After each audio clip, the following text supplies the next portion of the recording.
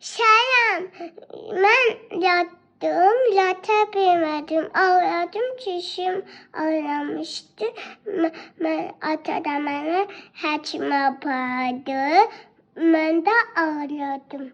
Sonra haçım bana dedi ki ağzını açıyor. Ben de açmadım. Ben de ağladım. Haçım atara dedi.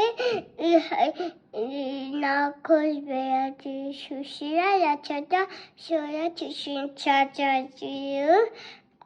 Ata dedi olmaz şuşira narkoz. Atam beni boş kapadı haçma. Sonra benim haçım çişime çişime damlan koydu. Ağlaya ben de kıştırdım bağırdım. Şimdi ben yavşam çişim ağlamış.